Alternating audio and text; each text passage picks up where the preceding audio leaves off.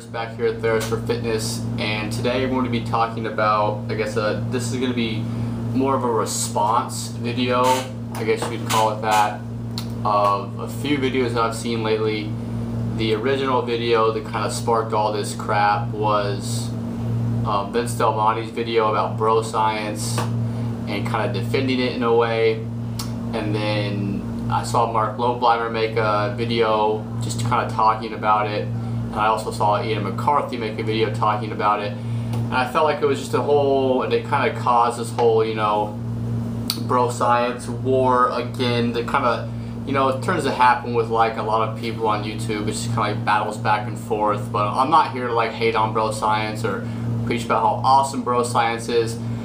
I really just thought this would be a beneficial time to make a point that I think a lot of people are missing with information on YouTube and with the community, what you want to call it. And this is probably going to be close to just a full-on rant. I really don't know where I'm going with this, but I just feel like there's things that need to be said that should be put out there. So, Vince made a video, and Vince is a pretty popular guy. He's sold a lot of stuff. He's helped a lot of people. He's been a pretty successful guy in the fitness industry. And he put out a video talking about, that I actually kind of liked the video. I think it's kind of, if you put it in context, I think it makes sense. But he put out a video that talked about bro science, and that a lot of the stuff that some of the things that he practices and that he tells his clients are, you can't back them up with science. You can't look at a study and say, oh, I do this because a study said it. But he also mentioned that a lot of the stuff he does is backed by science. It stems from a study or something like that. To defend Vince, in a sense, I remember his first program, this is like when I first started training in like 2009, his first program I remember looking into was a 3-day-a-week, Monday, Wednesday, Friday, or Tuesday, Thursday, Saturday, whatever, full body routine. That's what it was. And if you look at the literature and then look at the science, you can make a really good argument that that's pretty dang close to optimal for most people, especially beginners, which is what the program was marketed to, I believe. And my point here being is that obviously Ian and a lot of other people disagree with a lot of stuff that Vince has to say. Obviously Mark Lobliner probably agreed with a lot of the stuff that Vince has to say and a lot of the practices that he makes and whatever. And you can kind of take that, there's a ton of YouTube channels on YouTube, and they all kind of vary in their opinions. You could probably put Ian McCarthy on a side. I'm trying to think, maybe Matthew Ogus on a side, as far as people who really preach the science stuff. I myself am probably like 80-90% science. Not that my channel is huge or anything. Campbell Fitness also has a lot of really scientific stuff that he preaches. But you also have a lot of people like Barthel Fitness and Mark Lobliner and Physiques of Greatness. I'm probably forgetting a whole bunch of channels that I follow. Also, Matty Fusero, you could put him on the more science side. But my point here is that you can't really get lost in what the goal is. And the goal is to help people and to get results. And while you may disagree with a person, you may disagree with Barthel Fitness, you may disagree with Matthew Ogus, whatever, I think it's important to understand that it's okay to disagree, but you don't have to go about it in a way that's disrespectful. And I don't need to make a video. I see Matthew Ogus's video of him eating 4 Pop-Tarts. I don't need to make a video telling him how stupid he is for eating 4 Pop-Tarts because I disagree with that. Or I see a video of Barthel Fitness emphasizing a post-workout shake. I don't need to make a video telling Barthel Fitness I think he's an idiot for doing that. It's my opinion. I don't think that's necessary. It's probably not necessary. But that's fine. It's okay that I disagree with Barthel Fitness on something. I don't have to. You shouldn't. That's how it should be. You shouldn't 100% agree with someone on everything. If you do, you're not your own person. You don't have your own thoughts. And that's my point here, is that it's okay to disagree. You could even take this to the highest level with someone like Lane Norton and Alan Aragon. completely different sides of the spectacle on branched chain amino acids, okay? Lane likes them, thinks they're beneficial. For the most part, in most instances, Alan will probably tell you that they're redundant. Again, in context. But the point is, they don't have to sit here and bash each other and call each other idiots and yada yada yada, because they probably agree on a lot of stuff. They probably agree on 80-90% of stuff.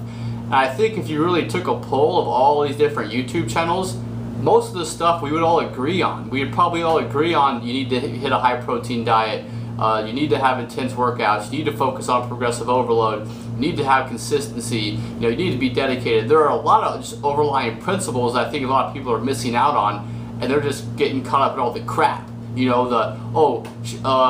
I eat 3 hours? Oh, should I eat an hour post-workout? Or no, you're an idiot because you eat post-workout. Or no, you eat high glycemic index carbs. Or all this crap that at the end of the day, science has proven some of it to be false, and science has also not proven a lot of it to be false. So you can't really say that like, I'm really hesitant to give black and white answers to any question.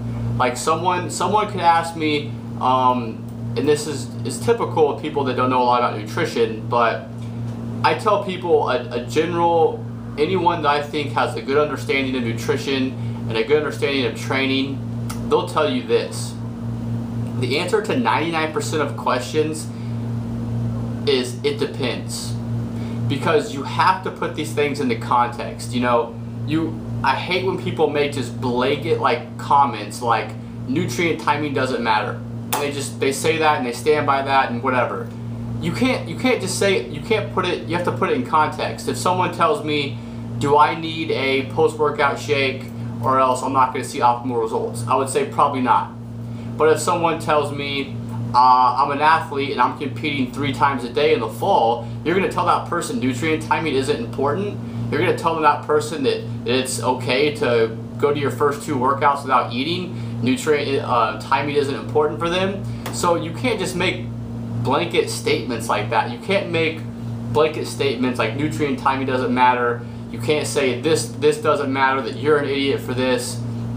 It all has to be put into context.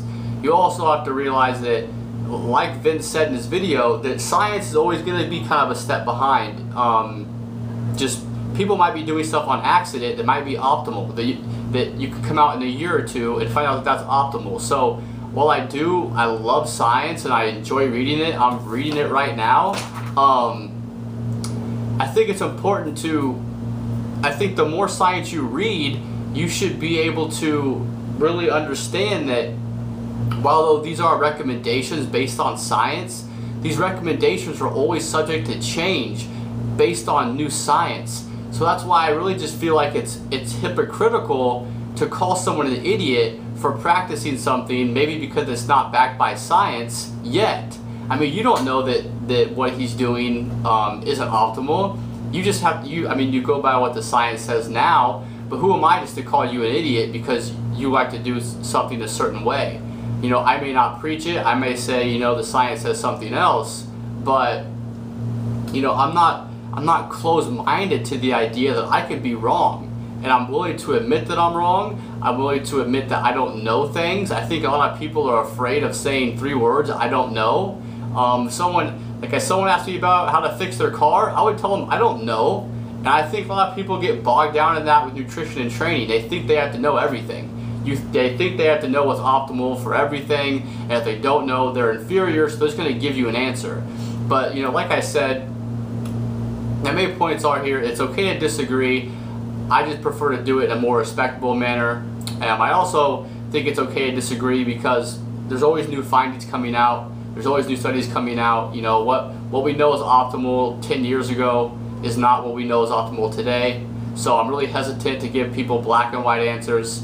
I'll just give people, based on the research that I've seen, this is what would be most optimal. Or based on the research that I've seen and what I've seen in practice, this is what's worked. I like to give people answers like that because not that it's the safe answer, but because that's the truth. I mean, you can never be 100% sure. You can never just make blanket statements.